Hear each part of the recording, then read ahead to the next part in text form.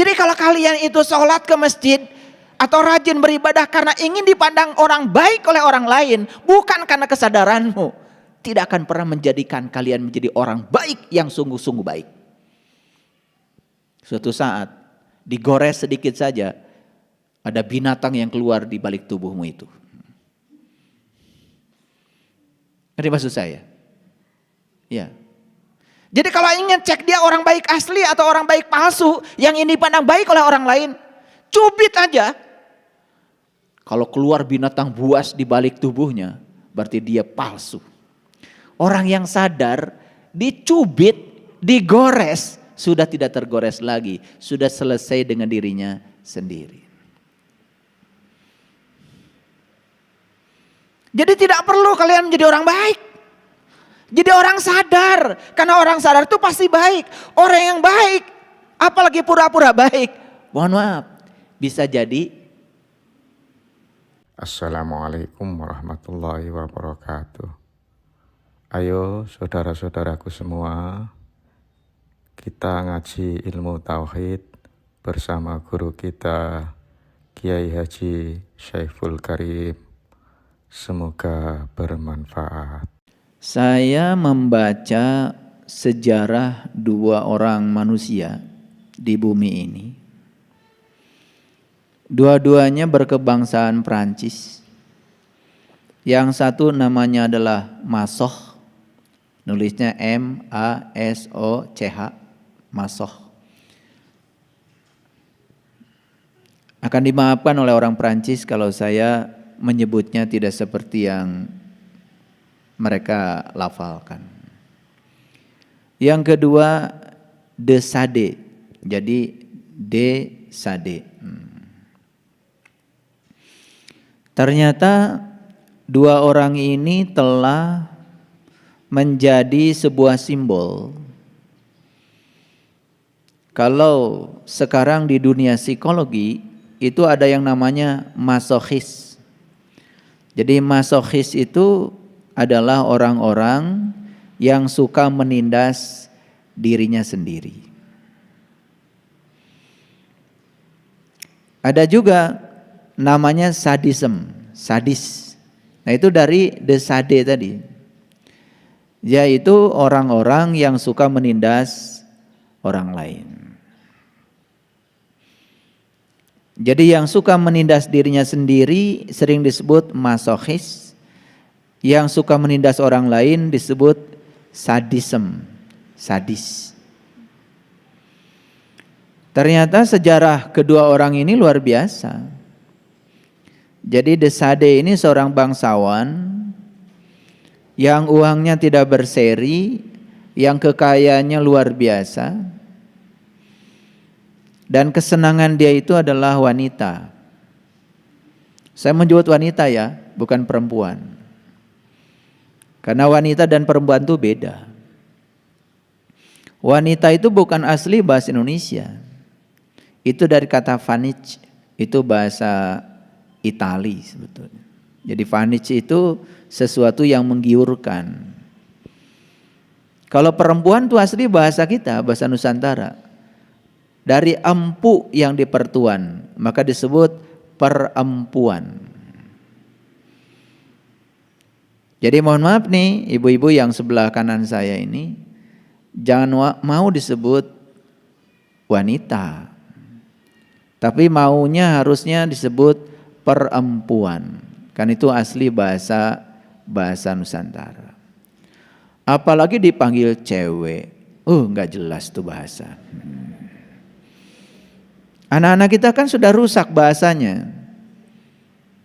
Bahkan di suatu saat di sebuah forum ilmiah, saya mengkritisi seseorang yang sedang berbicara menyampaikan hasil suatu riset, tetapi dia tidak menggunakan bahasa Indonesia yang baik. Dan saya kritisi saat itu, dan alhamdulillah saya dibenci oleh banyak orang. Cuma karena saya menyampaikan kritik, mohon digunakan bahasa Indonesia yang baik dan benar. Karena sekarang di dunia pendidikan pun Makanya saya nggak mau datang ke sekolah menilai guru yang sedang praktek mengajar. Karena kalau saya datang ke sekolah itu pasti nggak lulus. Daripada semua nggak lulus kan lebih bagus saya nggak usah datang ke sekolah. Karena dari sejak awal bicara di depan murid itu bicaranya sendiri sudah tidak jelas. Diomongin kan nggak ada dalam bahasa Indonesia. Yang ada itu adalah dibicarakan. Ibu hari ini mau ngomongin, udah jelas nggak lulus kalau di saya. Jadi belum ke konten itu, baru di permukaan. Karena kita ini sudah sangat terbiasa berbicara itu ya tidak jelas tapi ingin orang lain memahami kita. Gitu. Itu ego namanya itu. Jadi kembali lagi kepada cerita De Sade tadi, dia sangat menyukai wanita. Jadi tidak ada ya PTS, yang ada tuh WTS. Tidak ada perempuan tunasusila, yang ada adalah wanita tunasusila. Saya kira ada alasan itu. Karena perempuan tidak mungkin tunasusila. Empuknya yang dipertuan kok. Gitu. Nah dia itu baru bisa, mohon maaf ini, baru bisa melakukan hubungan dengan pasangannya kalau pasangannya itu menderita, menjerit-jerit kesakitan. Oleh karena itu maka di kamarnya itu banyak sekali disediakan peralatan-peralatan untuk menyakiti pasangannya. Ya karena sadis pada orang lain, makanya De Sade ini dijadikan simbol untuk manusia yang sering menindas orang lain. Nah kira-kira ceritanya sama dengan masochis. Cuman kalau masochis itu adalah orang yang suka menindas dirinya sendiri. Pertanyaannya, apakah kita suka menindas diri kita sendiri? Pasti kalau belum dijelaskan, awas, bukan dijelasin. Kalau belum dijelaskan, itu pasti belum ada yang merespon pertanyaan saya ini. Apalagi kalau ditanya, ada nggak yang suka menindas orang lain? Kalau belum dijelaskan, biasanya belum ada jawaban. Jadi sebelum masuk ke sini, tadi ada anak tuh, ya, Devin namanya. Kata ibunya, ayah, ini Devin nggak mau sekolah. Jadi saya peluk anak ini tadi, udah nggak usah sekolah. Senang sekali. Tuh kan, kata ayah juga, nggak usah sekolah. Anak nggak mau sekolah, dipaksa harus sekolah karena orang tua berpikir sekolah lebih baik dari tidak sekolah. Karena orang tuanya sudah punya paradigma di otaknya yang keliru. Seakan-akan sekolah itu segalanya. Sehingga ketika anak ini dipaksa harus sekolah, padahal tidak mau sekolah, itu sudah menindas anak. Ini sadisme. Ini perilakunya sama dengan De Sade dalam versi yang berbeda itu. Saya ahli pendidikan, kok saya bisa mengatakan begitu pada anak ini? Saya peluk, udah nggak usah sekolah. Seneng. Jadi ada kebebasan, ada kemerdekaan. Itulah kenapa kurikulum baru sekarang dibuat menjadi kurikulum merdeka. Karena tidak boleh lagi ada penindasan di dunia pendidikan. Apalagi ada hukuman bagi anak. Gak boleh lagi. Hukuman itu kegelapan. Kalau kegelapan dilawan dengan kegelapan, anak melakukan sesuatu yang disebut salah oleh guru, itu sudah kegelapan. Guru menghukum anak, ngasih kegelapan baru. Nggak cocok dengan definisi guru. Sedangkan guru, gu-nya sendiri itu kan artinya kegelapan. Ru itu artinya cahaya. Jadi guru itu dari bahasa Sanskerta. Gu itu darkness. Sedangkan ru itu light, cahaya. Jadi guru itu orang yang bisa menghadirkan cahaya dalam kegelapan. Karena tidak bisa kegelapan dilawan dengan kegelapan. Kegelapan tidak bisa diusir. Tidak bisa diusir. Ruang ini gelap, mau diusir nggak bisa. Hadirkan saja cahaya, sekejap ruangan ini akan berubah dari gelap menjadi terang. Tetapi tentu saja dalam proses ketika anak dibilang, sudah kalau nggak mau sekolah, nggak usah sekolah. Harus ada upaya untuk menjelaskan pentingnya sekolah. Harus ada upaya untuk menjelaskan kepada dia atau membuktikan kepada dia bahwa sekolah itu penting. Jadi tidak cukup sampai di situ.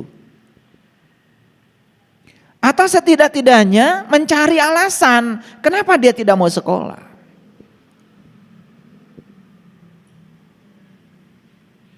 Nah, kadang-kadang orang tua karena merasa dirinya punya otoritas, punya kekuasaan, lalu memaksa anaknya untuk menjadi dirinya sendiri. Terkadang anak-anak tidak pernah diselidiki dia punya alasan apa sehingga tidak mau sekolah. Maaf ya, sama seperti kita menyuruh anak-anak kita untuk sholat. Sholat. Ya anak-anak gak mau sholat. Kalian juga seusia anak itu dulu gak sholat. Ya sekarang aja kalian sholat karena sudah merasa tua, sebentar lagi mau mati. Kan motivasi sholatnya juga karena pengen surga, takut neraka kan. Bukan karena tertarik dengan sholat, bukan karena ingin sholat, bukan karena sudah berhasil merasakan nikmatnya sholat. Kan sebetulnya itu juga penindasan dalam level yang kecil. Jadi harusnya kita selidiki, coba anak kita diajak makan di restoran. Di restoran yang makanannya kesukaan dia. Coba lihat. Begitu ditanya, nanti kita ke restoran ya.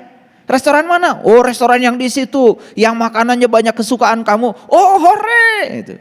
Kenapa dia bilang hore? Kenapa dia tertarik?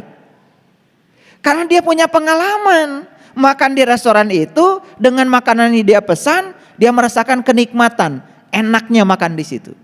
Kan sangat berbeda kalau diajak ke restoran lain yang pernah mengalami, ya dia makan di situ. Tetapi makanannya tidak enak. Diajak ke situ paling dulu juga. Beda. Kan cara dia berekspresi beda. Betul apa tidak? Nah, kenapa dia diajak sholat tidak berekspresi? Karena kita juga tidak pernah berusaha mengajarkan gimana dia supaya tertarik pada sholat. Paling sekedar dijelaskan bahwa sholat itu kewajiban. Padahal wajib itu dilaksanakan dapat pahala, tidak dilaksanakan dapat siksa. Kan dua-duanya juga, mohon maaf, itu kan sebetulnya motivasi yang paling rendah. Pernah gak kita mengajarkan kepada anak bahwa sholat itu adalah kebutuhan? Pernah gak mengajarkan pada anak bahwa sholat itu adalah karena Allah cinta pada kita, maka kita juga cinta kepada Allah. Mengembalikan cinta Allah kepada kita. Pernah gak mengajarkan itu? Gak pernah. Terminologi yang dibangun selalu aja wajib, dilaksanakan dapat surga, tidak dilaksanakan dapat neraka. Itu saja yang terus menerus kita bicarakan. Dan itu menjadi paradigma bagi anak.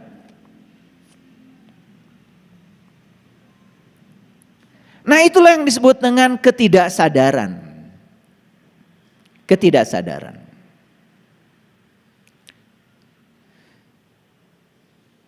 Ada orang yang berkata kepada saya, Kenapa yang diceramahkan oleh saya ini katanya tidak sama seperti yang diceramahkan kebanyakan orang? Ya jawaban saya sederhana. Di dalam Al-Quran kan ada ayatnya. Orang beriman itu tidak boleh menyampaikan sesuatu yang dia tidak mengalami, tidak merasakan, dan tidak memahami. Karena pemahaman yang sebenarnya itu datang dari pengalaman. Orang-orang bijak mengatakan malam yazuk lam ya'rib. Tidak akan paham kalau kamu tidak mengalami.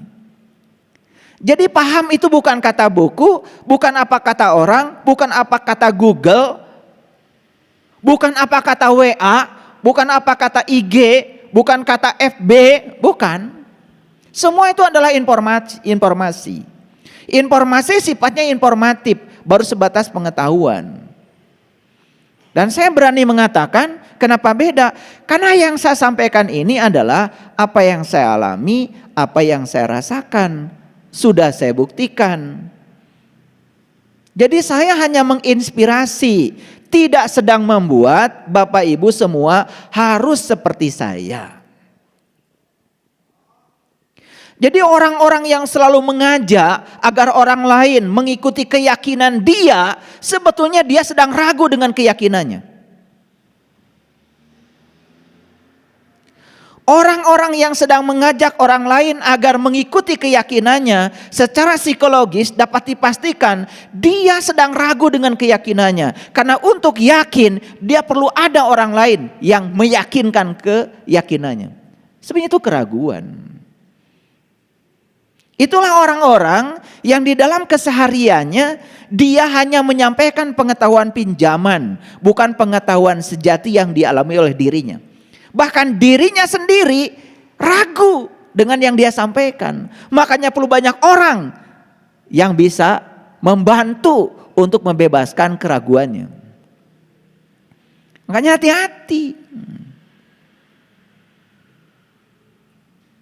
Coba kita sendiri dalam keseharian kan punya pengalaman, betul nggak? Ketika ragu pada satu keputusan, kan kita mencari pendapat orang lain. Gimana menurut Anda? Gimana menurut Anda? Kan suka begitu. Sebetulnya Anda itu sedang mencari kepastian dari orang lain untuk membebaskan keraguanmu sendiri. Jadi kalau kamu ngajak-ngajak orang, kamu tuh ragu sebenarnya dengan keyakinanmu sendiri. Makanya orang-orang yang sudah mencapai kesadaran, sudah selesai dengan dirinya sendiri, dia tidak pernah mengubah orang lain. Tidak ada kepentingan untuk mengubah orang lain. Karena orang-orang yang berkesadaran yang dia lakukan adalah menjadikan orang lain menjadi dirinya sendiri. Bukan orang lain harus menjadi dia.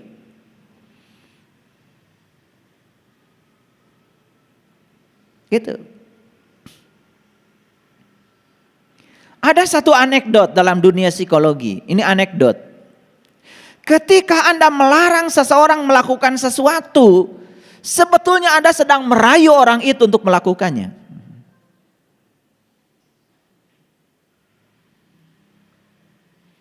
Ini kuliah agak serius nih pagi ini. Anak itu tidak tahu kalau itu adalah listrik. Dan tidak tahu kalau listrik itu rasanya seperti apa. Dan kemudian orang tuanya mengatakan, awas nak itu listrik nanti kamu kesetrum. Makin dilarang, dia makin penasaran ingin mencobanya. Ini anekdot dalam dunia psikologi.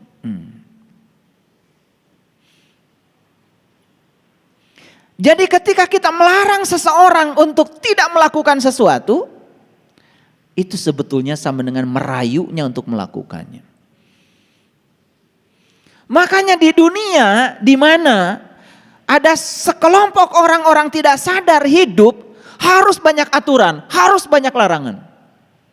Tetapi di tempat lain di mana berkumpul orang-orang yang sadar, tidak perlu ada aturan. Karena apa? Orang sadar sudah tidak perlu aturan. Tidak perlu ada jagalah kebersihan, tidak perlu buang sampah pada tempatnya, tidak perlu jangan injak rumput, gak perlu. Semakin banyak slogan yang semacam itu, sebetulnya kita sedang memamerkan diri kita pada dunia, bahwa sebetulnya di situ masih banyak orang-orang yang tidak sadar. Makanya saya katakan pada kalian semua, berhenti menjadi orang baik.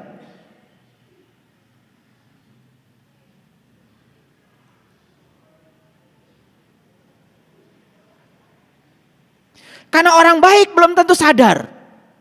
Tetapi jadilah kalian orang-orang yang sadar. Karena orang sadar itu pasti baik. Bagi orang yang sadar, baik itu efek samping.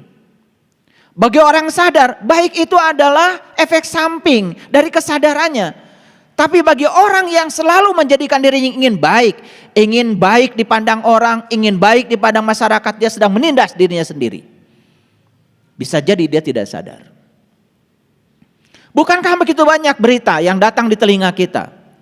Ada orang baik, tetapi kemudian melecehkan muridnya sendiri. Ada orang baik, tetapi mencabuli muridnya sendiri. Kenapa? Karena dia itu sebetulnya baiknya bukan dari kesadarannya. Baiknya itu karena ingin dipandang baik oleh orang lain.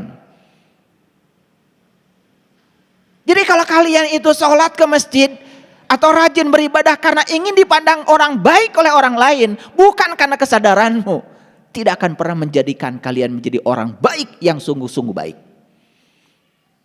Suatu saat digores sedikit saja, ada binatang yang keluar di balik tubuhmu itu. Ngerti maksud saya? Ya. Jadi kalau ingin cek dia orang baik asli atau orang baik palsu yang ini dipandang baik oleh orang lain, cubit aja.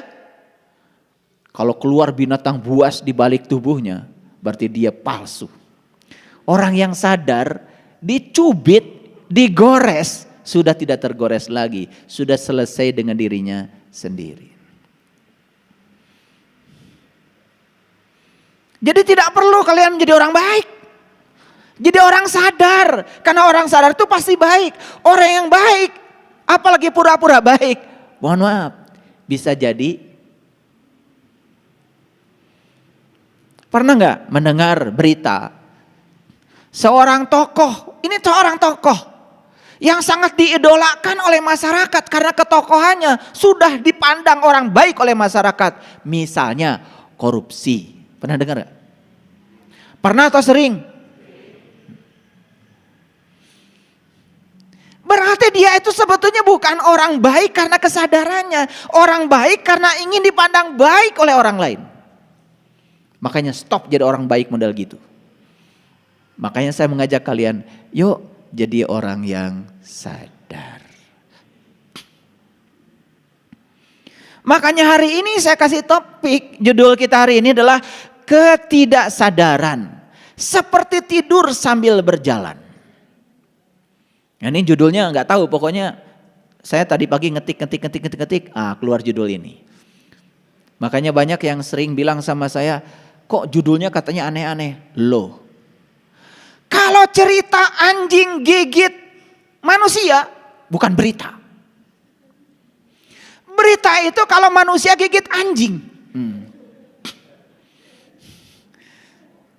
Ini soal market. Kalau bikin judul itu harus ada marketnya, harus ada pasarnya. Cuman saya tidak berani terlalu aneh gitu, nanti dipandang aneh. Tapi tetap harus mempertimbangkan market. Karena kalau judulnya tidak menarik, tidak ada yang dengar ceramah saya. Makanya seorang psikolog ditanya, apa berita menurut Anda? Dia bilang, kalau ada yang mengatakan anjing gigit manusia, itu bukan berita. Loh, anjing gigit manusia, kan anjingnya tidak sadar. Wajar kalau gigit yang sadar. Itu bukan berita, tidak menarik.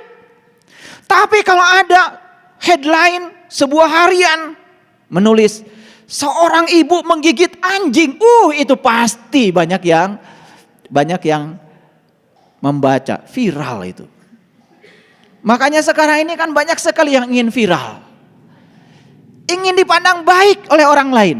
Kadang-kadang dia menindas dirinya sendiri. Seorang ibu berjalan merangkak di lantai dengan jarak yang sangat jauh karena ingin viral. harus menindas dirinya sendiri. Ini namanya masochis. Itu penindasan yang semacam itu sih menurut saya, ya ini yang paling berbahaya itu kita menindas diri sendiri atas nama keyakinan kita, atas nama kepercayaan kita, cuman ingin dipandang orang suci dalam tanda kutip.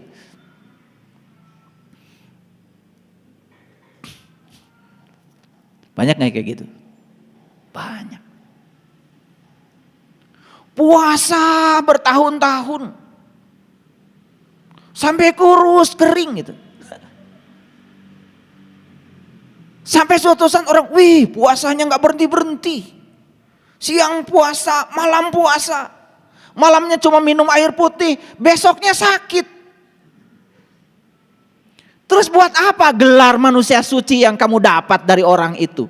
Bukan dari Tuhan, dari orang karena kamu ini pandang suci oleh orang. Emang Allah nyuruh begitu? Dengan musik haram.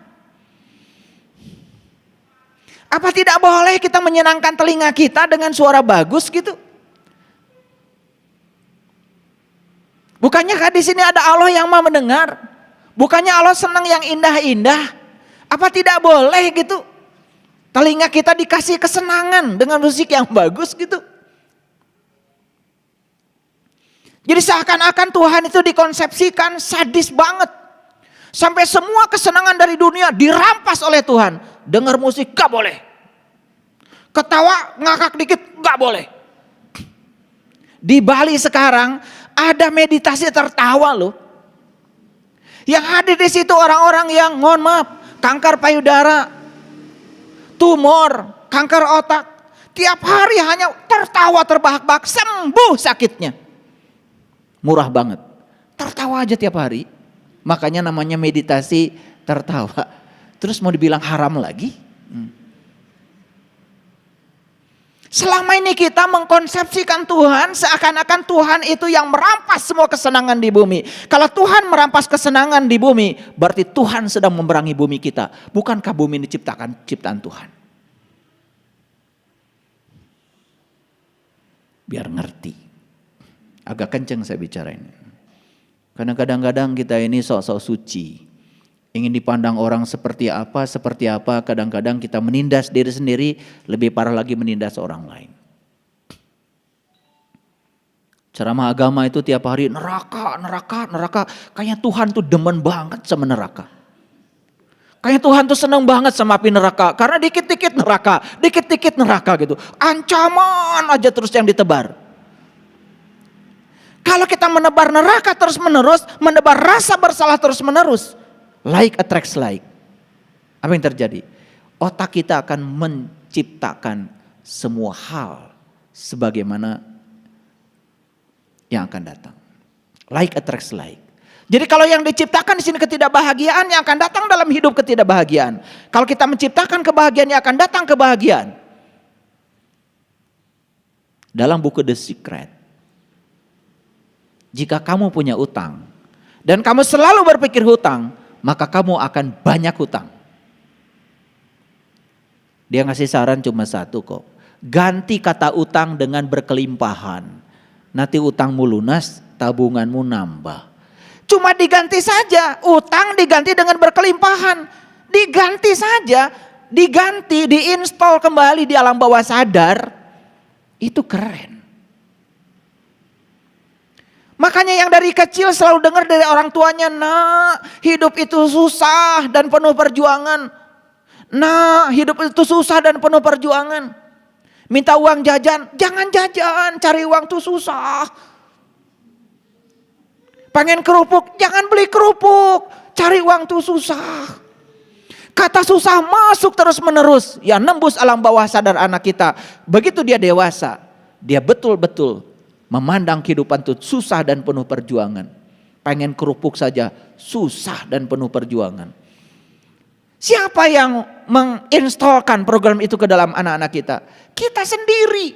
Karena kita sering lupa bahwa semua yang kita katakan berulang-ulang itu akan menjadi program di alam bawah sadarnya anak kita. Ini hal-hal yang dasar ini. Hal dasar. ingin anak sukses, tapi yang dimasukkan di otak mereka itu apa? Keraguan tentang masa depannya. Begitu jalan-jalan ke pasar, anak pegang sepatu, "Bu, sepatunya bagus." "Mahal, Nak." Kata mahal itu sudah mencegah anak itu tidak akan pernah pakai sepatu itu. Kenapa sih tidak ngomongnya, "Nanti kamu juga bisa beli sendiri. Nanti kamu bisa pakai, nanti bisa beli kok." Kenapa tidak diganti dengan kata-kata yang menyenangkan? Dari terus-menerus menghujamkan kata-kata yang pesimis, membatasi.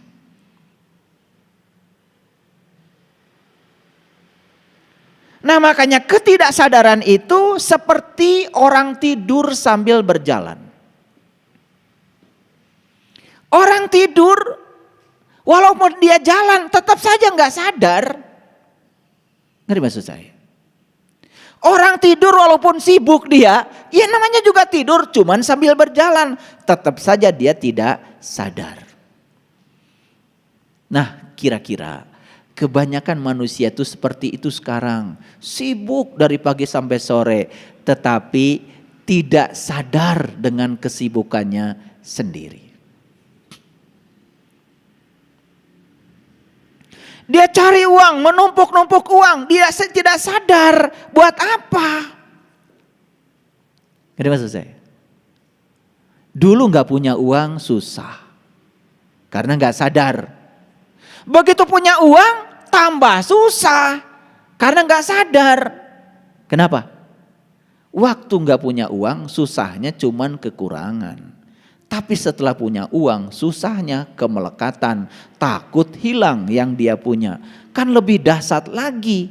Makanya jarang orang stres, orang yang gak punya uang. Rata-rata orang stres, orang yang banyak uang. Dulu saya gak percaya orang banyak uang bisa stres.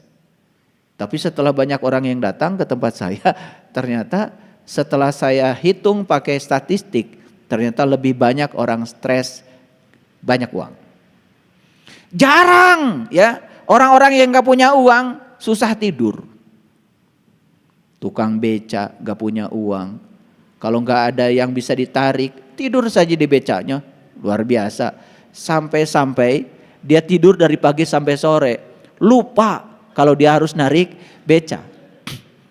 Itu anugerah. Karena apa? Banyak orang yang punya uang, uangnya habis digunakan untuk belanja obat tidur agar dia bisa tidur. Ini masalahnya apa? Masalahnya apa? Nah, ini yang harus kita temukan. Kenapa bisa begitu? Baik ya. Jadi ketidaksadaran itu seperti tidur sambil berjalan. Sampai situ mengerti? Nah, harus ngerti dulu judulnya. Nah, saya mau bicara tentang dosa dan kebajikan. Satu-satunya dosa adalah produk ketidaksadaran. Dan ketidaksadaran itu sendiri adalah dosa sebetulnya. Jadi ketidaksadaran itu bukan sekedar dosa, tapi ketidaksadaran itu sendiri adalah yang memproduk dosa. Nah, nanti kita jelaskan dosa itu apa. Dan satu-satunya kebajikan adalah kesadaran. Kesadaran itu sendiri adalah kebajikan. Bukan sekedar kebajikan, tapi kesadaran itu bisa memproduksi kebajikan.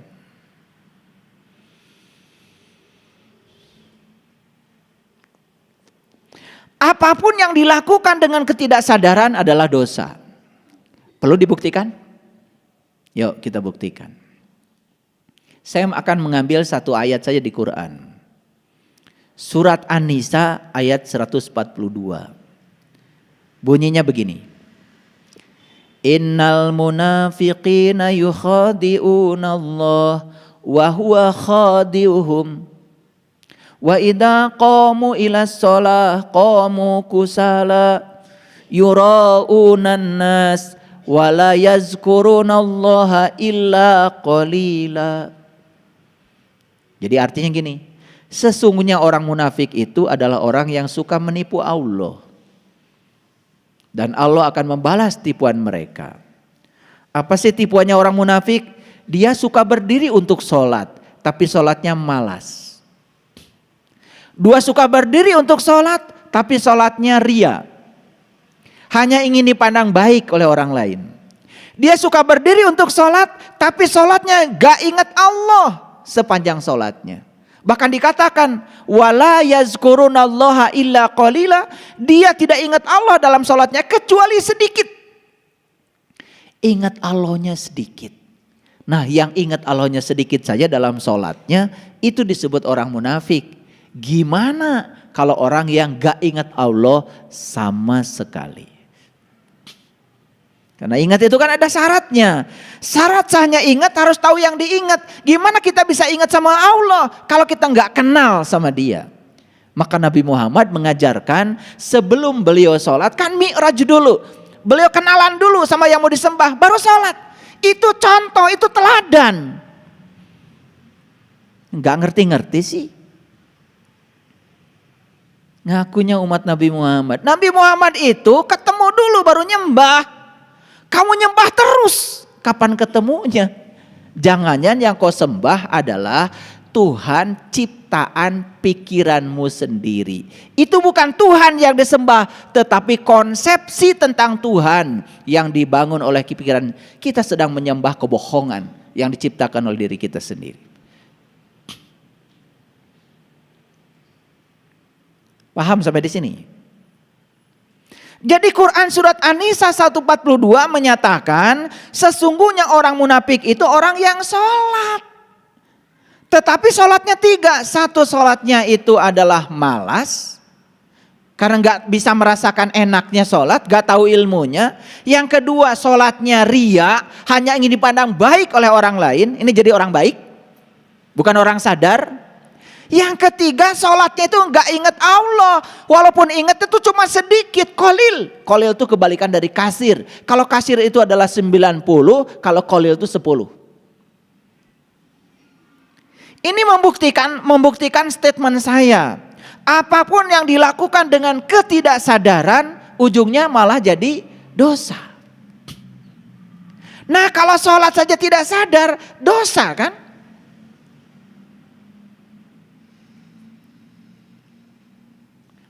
Lalu ada yang tanya sama saya, kalau begitu nggak bagus gak sholat dong? Loh, yang sholat saja masih munafik, apalagi yang nggak sholat? Kan berpikir positifnya begitu.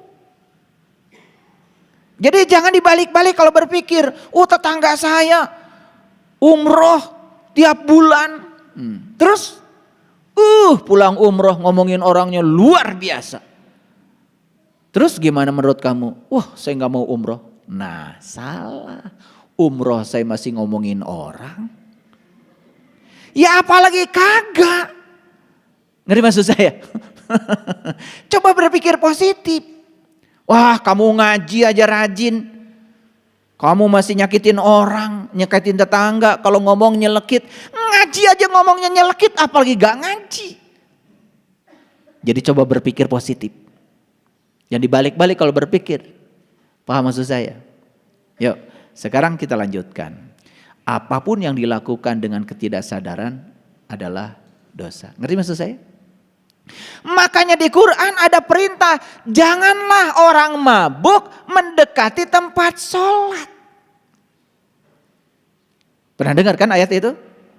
Sering itu ya.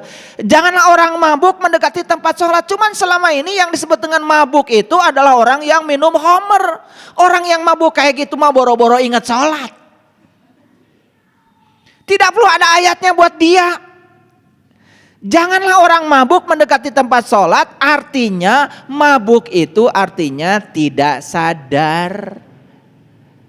Mabuk itu artinya lupa. Seperti orang tidur. Mabuk itu artinya nggak ingat.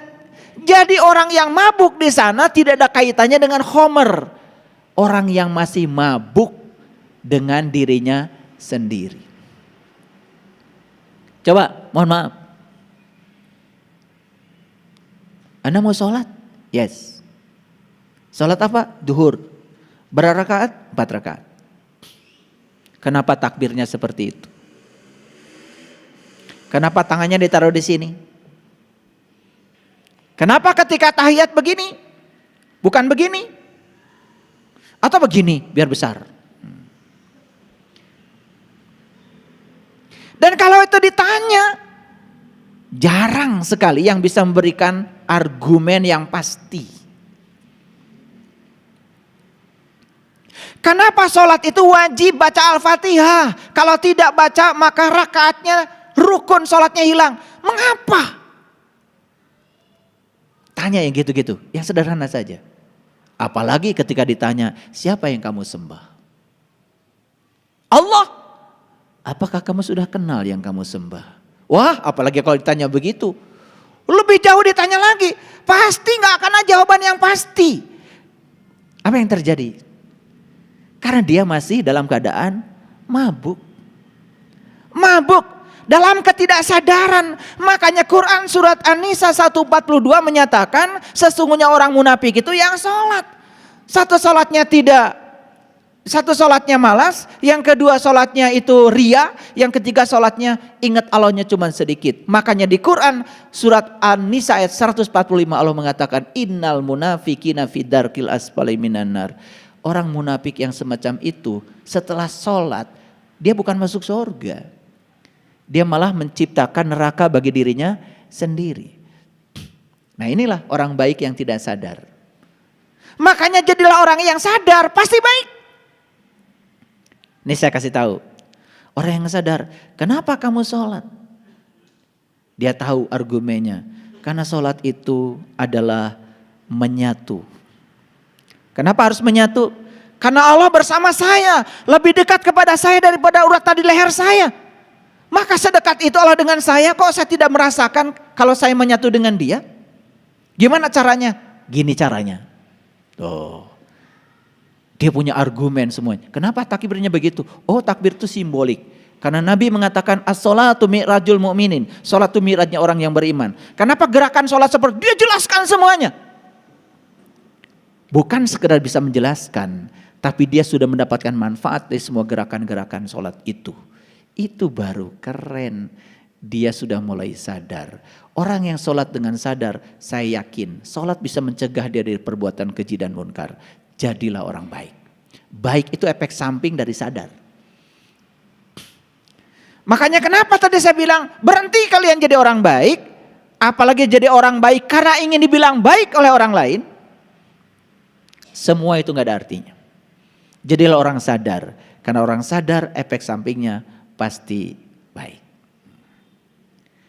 Apapun yang dilakukan dalam kesadaran, saya yakin itu akan menjadi kebaikan. Ulangi lagi. Apapun yang dilakukan dengan kesadaran, itu pasti akan jadi kebaikan. Saya sering ditanya oleh tamu-tamu saya yang datang ke rumah. Karena kalau saya menjamu makan, pasti saya kasih doa makan. Bismillahirrahmanirrahim. Allahumma barik lana fima razaqtana wa qina azabannar. Ya Allah, berkahilah rezeki yang Kau anugerahkan kepada kami. Manunggalkan rezeki dengan tubuh kami sehat, kuat, sempurna. Sebentar nasi di piring, sebentar ikan di piring, sebentar buah-buahan masih di luar. Tapi begitu kita santap dan diproses oleh tubuh, semua yang di piring itu jadi darah, jadi daging, jadi otak, jadi bagian dari tubuh saya. Bagaimana saya tidak menghormati itu semua? Karena sebentar lagi akan manunggal dengan tubuh saya. Bagaimana saya tidak upacarakan dia? Karena sebentar lagi akan manunggal menjadi bagian dari tubuh saya. Waktu di luar masih nasi dalam piring. Setelah dimakan dan disantap, jadi darah, jadi daging, jadi semua organ tubuh saya. Hati-hati itu semua. Dari mana didapatnya? Dengan cara apa mendapatkannya? Saya doakan lagi. Untuk semua orang yang telah berjasa menghadirkan makanan ini kepada kami. Saya doakan semua mereka sejahtera lahir dan batin. Saya ingat semua orang-orang yang menghadirkan makanan itu. Saya tahu satu butir nasi itu ribuan orang yang terlibat berbuat baik untuk saya. Dan saya sadar di situ kalau saya berutang budi kepada mereka.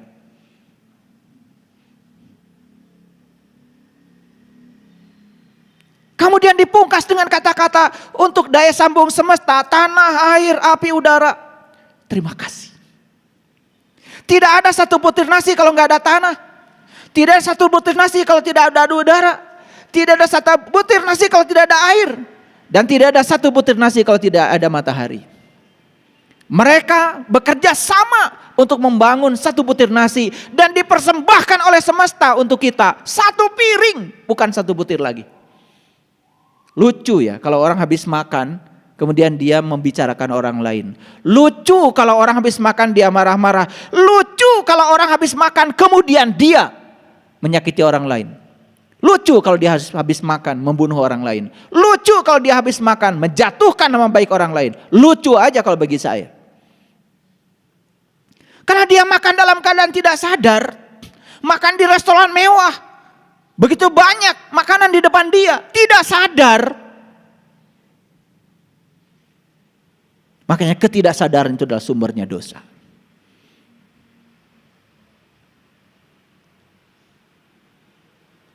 Saya kalau habis makan, apalagi saya tidak bisa makan banyak. Kenapa? Bukan tidak ingin. Terlalu besar tanggung jawabnya. Terlalu besar utang budi yang harus saya kembalikan kepada mereka. Saya tidak tahu siapa yang nanam padi itu. Di sawah mana padi itu ditanam, saya tidak tahu. Oleh karena itu, karena saya tidak tahu cara saya mengembalikan kebaikan itu. Setelah saya makan, saya bertekad untuk mengembalikan seluruh energi ini menjadi kebaikan bagi semesta. Siapapun orang yang bertemu dengan saya tidak boleh berkurang kebahagiaan. Itu makan dengan kesadaran. Bagaimana mandi dengan kesadaran? Luar biasa. Sapa dulu air. Terima kasih air, hari ini kau masih datang. Terima kasih hari ini kau masih mengunjungi rumahku. Terima kasih air. Betapa hebatnya engkau. Bayangkan kalau nggak ada air. Seperti apa wajah kita? Seperti apa mata kita? Seperti apa telinga kita? Seperti apa mulut kita? Bayangkan kalau tidak ada air. Bayangkan ketika kita capek, tubuh kita sudah asam. Walaupun kita punya sabun yang bersifat basah, nggak ada air, tidak ada pelarut. Tidak terjadi proses netralnya tubuh kita. Luar biasa. Makanya luluran dulu. Sapa dulu airnya, ucapan terima kasih. Lalu mandilah dengan urutan yang bagus. Rasakan setiap air yang menyentuh tubuh kita, rasakan. Subhanallah. Ketika kita melakukan apapun dengan kesadaran, semua itu akan membangun kesadaran. Sadar kalau kita sekarang sedang duduk, sadar kalau kalian sedang bernapas, sadar kalau kalian sedang bisa melihat, sadar kalau kalian bisa mendengar, sadari. Hadir di sini sepenuhnya saat ini, sadari sepenuhnya. Subhanallah, itu luar biasa. Kita bisa menangis setiap saat. Kita bisa lembut setiap saat. Tidak perlu marah lagi. Tidak perlu jengkel lagi. Gak perlu semua itu, gak penting. Makanya orang sadar itu pasti baik. Orang yang menyebut dirinya baik karena dia ingin dipandang baik oleh orang lain belum tentu sadar. Suatu saat tergores sedikit saja, keluar aslinya. Keluar binatang di balik tubuhnya.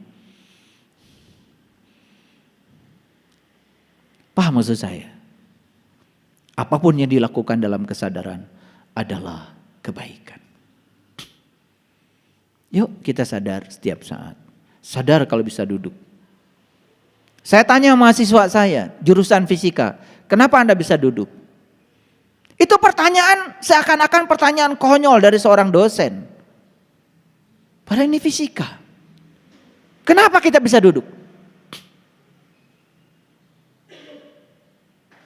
Karena tinggal di bumi. Gaya gravitasi bumi ini besar dibandingkan gaya gravitasi di sana.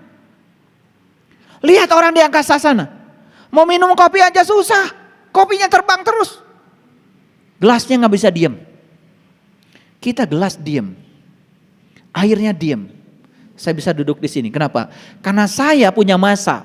Bumi punya massa. Massa dengan massa tarik menarik dalam hukum gravitasi Newton. Gaya sama dengan konstanta gravitasi dikalikan massa 1 kalikan massa 2 diberikan jarak antara benda 1 dan benda 2 dikuadratkan.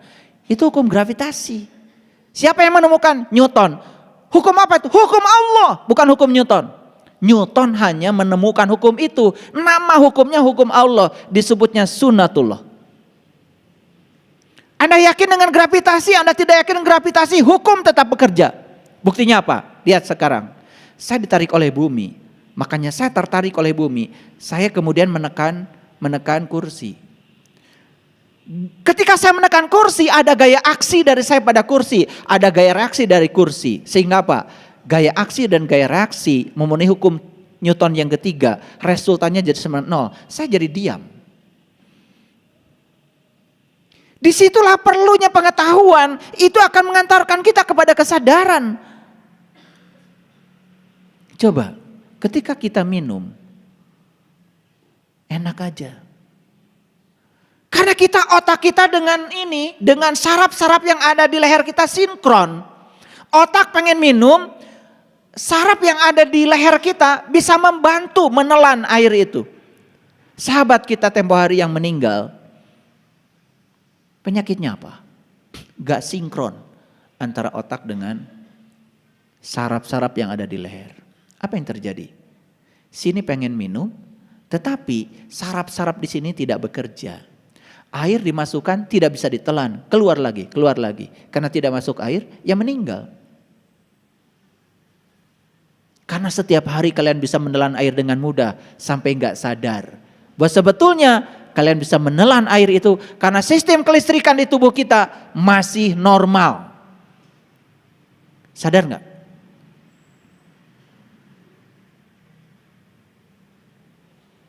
Ketika kita punya gigi, semua rasa makanan enak. Saya nggak bisa cerita karena belum pernah nggak punya gigi. Tapi menurut teori katanya kalau nggak ada gigi apapun nggak enak. Ada orang kemarin tamu datang ke Jelekong, saya kasih jagung. Pak, mangga raos ya jagung kenging panen ti dia. Diam aja. Nah, ditawaran teh cicing wae. Mangga Pak, jagung mumpung haneut keneh raos. Udah saya kasih contoh, saya yang makan. Mangga Pak, cicing keneh wae. Terakhir baru ngomong, punten katanya. Abdi mah teu gaduh waos. Oh. Tuh. Akhirnya saya tanya, berapa umur? Umurnya itu di bawah saya. Giginya sudah hilang semua. Karena ada masalah dengan cinta kasih pada dirinya. Jadi saya dari situ dapat pengalaman. Kalau nggak ada gigi kan boro-boro ngerasakan jagung. Ngunyahnya saja nggak bisa. Betul nggak? Padahal rasa makanan itu, surganya makanan itu baru keluar kan kalau dikunyah. Makanya jangan buru-buru kalau ngunyah. Kunyah aja. Tenang. Sudah lembut baru biar kata lambung, terima kasih mulut. Kerjaanku tidak terlalu berat nih. Gitu kata lambung. Karena semua sudah siap kami lumatkan. Karena sudah selesai di atas. Ini baru aja masuk. Ya kata lambung, sorry. Kata lambung. Ya udah lambungnya sakit namanya mah. Tambah lagi stres. Tuh. Jadi kita menyiksa, itu penindasan itu. Itu penindasan, itu masohis itu. Menindas diri sendiri. Kalau diurut ya. Dari pagi sampai sore. Berapa kali kalian menindas diri sendiri? Banyak banget. Betul gak? Belum lagi melakukan pekerjaan karena kewajiban. Menindas lagi. Belum lagi melakukan pekerjaan karena tugas. Menindas lagi. Belum lagi melakukan pekerjaan sebetulnya dia tidak senang di pekerjaan itu. Cuma harus bekerja. Ada kata harus bekerja. Harus cari uang. Harus cari nafkah. Damung sebetulnya mah. Cuman karena harus dia menindas. Makanya temukan apa yang kalian senang dalam hidup. Temukan jeniusnya kalian di mana. Karena setiap manusia itu jenius. Jenius loh di bidangnya. Jadi yang jenius bukan hanya Einstein. Einstein jenius di bidang fisika. Yes, Tidak diragukan lagi. Tapi semua manusia datang ke bumi jenius di bidangnya. Saya jenius di bidang saya. Karena tidak ada yang tidak jenius kok. Tidak ada yang tidak jenius. Ikan tuh jenius. Di bidang renang. Iya. Borojol langsung renang. Tidak perlu guru renang buat ikan. Jenius dari kecil. Monyet itu baru borojol langsung manjat. Jenius di bidang manjat. Apa yang tidak jenius? Semua jenius kok. Apalagi manusia. Cuman selama ini kita kadang-kadang tidak percaya pada diri kita sendiri bahwa kita ini jenius di bidangnya.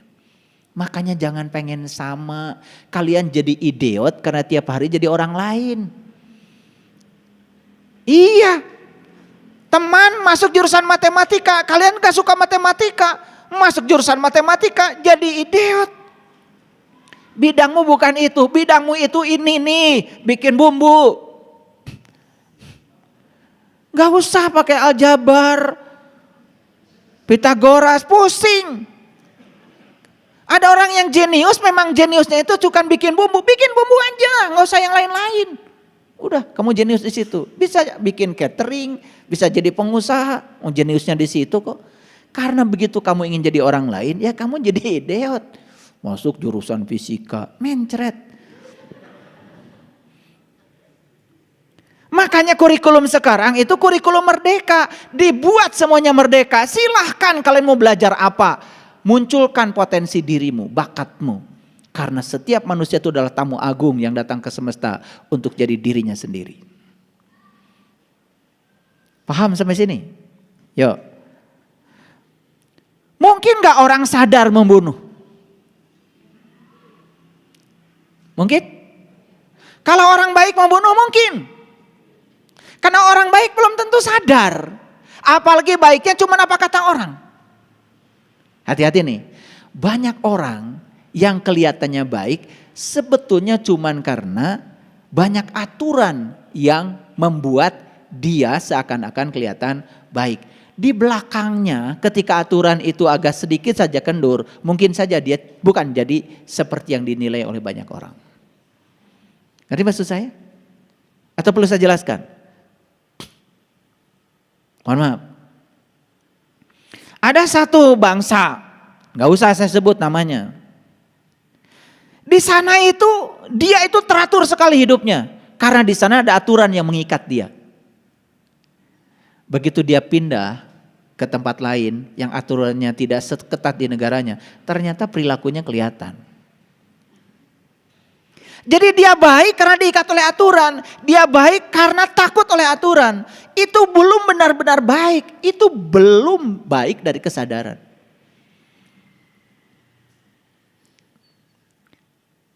Makanya baik yang sebaik-baiknya itu adalah yang lahir dari sebuah kesadaran. Ini saya kasih tahu nih.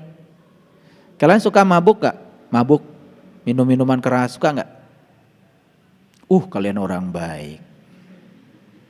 Kenapa kalian tidak melakukannya? Karena takut ditangkap polisi. Kalau ada orang mabuk-mabukan tangkap polisi. Karena takut ditangkap polisi, maka kalian jadi baik. Baik enggak itu? Sebetulnya kalian masih berangan-angan pengen minum. Betul nggak? Nah, ada nggak orang yang baik, nggak korupsi, apapun jabatannya nggak korupsi, ada nggak? Bisa jadi dia baik karena apa? Karena dia takut ditangkap KPK. Apakah itu benar-benar baik? Kayaknya kalau KPK dibubarin, aslinya keluar. Ngerti maksud saya? Jadi jangan bilang kalau orang tidak korupsi itu tidak bermental. Mungkin saja karena dia takut. Belum berani. Ntar udah berani latihan dulu yang kecil-kecil. Iya dong, setelah yang kecil-kecil gak ketahuan kan tiba-tiba jadi berani pada yang besar. Apakah itu baik? Makanya orang baik itu waktunya sebentar. Tapi orang sadar lama. Dia baiknya asli. Nih saya kasih tahu. Kalau kalian berbuat baik karena pengen dapat pahala, pengen dapat surga. Asli gak baiknya? Asli apa palsu? Suka kalian lakukan? Nah loh.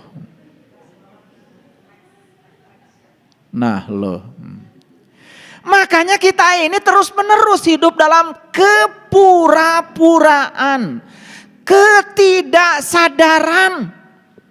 Lihat saya, orang baik ketika dia memberi, dia sadar sesungguhnya dia tidak memberi. Karena yang sedang diberi adalah dirinya sendiri. Semua pemberiannya kan akan kembali pada dirinya sendiri. Bahkan dia berterima kasih pada orang lain yang mau diberi. Kenapa? Karena ada kamu. Jadi tempat untuk menyimpan kebaikan saya. Karena suatu saat akan dikembalikan kepada saya. Walaupun dia tidak berharap apa-apa. Tetapi dia sadar kalau kebaikan yang dilakukan untuk dirinya sendiri. Lumayan sadarnya. Apakah sudah sadar betul? Belum. Kenapa belum sadar betul? Ya kan masih berharap. Nanti kebaikan dikembalikan pada saya. Tetap aja ada harapan. Nah yang sudah tingkatan tinggi kesadarannya. Setelah memberi dia lupa. Kalian mau boro-boro. Melakukan kebaikan dikit saja. Sudah mengharapkan tempat istimewa setelah kematian. Betul? Dapat uang 100 juta baru dikeluarkan 2,5%. Merasa sudah zakat. 100 juta 2,5% berapa? 2,5 juta. Merasa besar karena belum pernah ngasih. Baru hari itu jadi orang soleh, betul nggak? Ya, saya jadi orang baik. Mulai ngomong di pengajian di mana-mana. Kalau dapat penghasilan, zakat dong seperti saya. Padahal nggak sekali-kalina zakat nanti. Nah inilah saya ingin bicara pada kalian semua. Mari kita berhenti menjadi orang yang berpura-pura baik. Sebetulnya kita tuh gak sadar. Ngerti maksud saya? Yuk kita teruskan dulu. Ada gak orang sadar membunuh? Gak mungkin. Ada gak orang yang sadar melakukan kekerasan? Gak mungkin. Ada gak orang yang sadar memperkosa? Gak mungkin. Ada gak orang sadar mencuri? Ada gak orang sadar menyiksa? Saya kasih tahu, semua perilaku-perilaku ini terjadi karena dia tidak sadar. Bisa jadi ini dilakukan oleh orang dalam tanda kutip disebut orang baik di saat tertentu. Mungkin pernah kaget ya, tiba-tiba ada orang ditangkap polisi. Kan setiap hari saya lihat dia itu orang baik. Padahal baiknya itu karena takut oleh aturan saja. Takut hukuman masyarakat. Bukan karena sebuah kesadaran. Nih saya kasih tahu pada kalian semua. Kalian tidak akan terlahir jadi manusia baru. Sepanjang kalian belum bisa membunuh konsepsi tentang Tuhan yang dibangun oleh pikiranmu. Makanya Tuhan tidak bisa dikonsepsikan. Tuhan itu harus ditemui dan dirasakan kehadirannya langsung. Biar kita bebas dari konsepsi. Makanya sepanjang kita menuhankan dengan konsepsi. Sepanjang itu kalian hanya berpura-pura baik. Kira-kira yang semacam itu melelahkan enggak? Melelahkan atau menyenangkan? Melelahkan, tapi senang. Terus aja di pusaran itu ya gak keluar-keluar.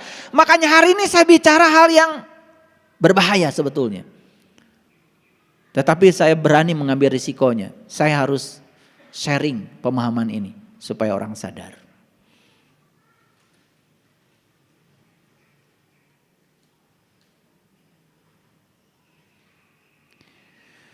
Hanya ketika ketidaksadaran memerintah dalam kegelapannya, semua jenis musuh akan masuk. Ngerti gak kalimat ini? Begitu ketidaksadaran kita memerintah, di mana ketidaksadaran memerintah? Di ruang gelap. Akan masuk gak musuh-musuh kita? Masuk. Begitu kita diperintah oleh ketidaksadaran kita di ruang gelap, perhatikan saya, musuh masuk. Ilustrasi yang sederhana gini. Ini ilustrasi yang sederhana, tapi ini ilustrasi yang cerdas. Perhatikan saya. Ada orang mau maling ke rumah kita, lampunya masih nyala.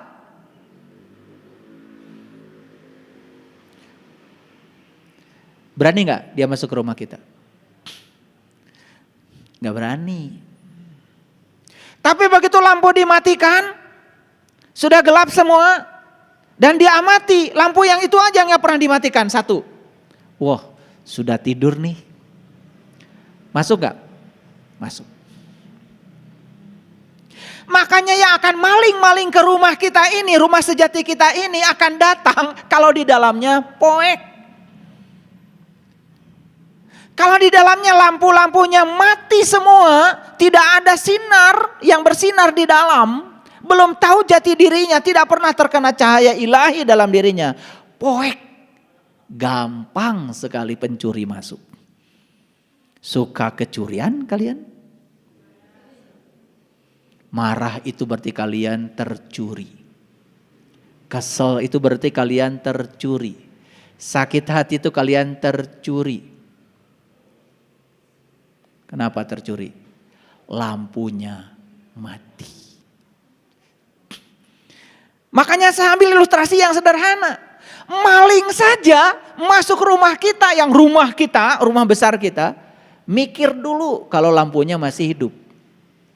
Makanya kalau lampu di sini nih, lampu di sini sudah hidup, keren. Maling gak bisa masuk. Nah ini nih, lihat. Yang lampu-lampunya masih belum hidup, gak tahu cara menghidupkan lampu dalam dirinya. Bulan redup, matahari redup, bintang gak ada, semua lampu. Kayak di kampung saja. Poek mongkleng buta rajin. Ya sudah, gampang dicuri. Makanya pencuri gampang masuk. Makanya orang yang sudah terang di dalam, sudah berkesadaran. Pencuri pun mikir dulu kalau mau masuk sama dia. Gak akan kecurian. Ini ilustrasi yang sederhana. Tetapi ilustrasi ini sangat cerdas. Kenapa? Karena gampang membayangkannya. Kan ini kan sebetulnya hal biasa dalam hidup. Betul?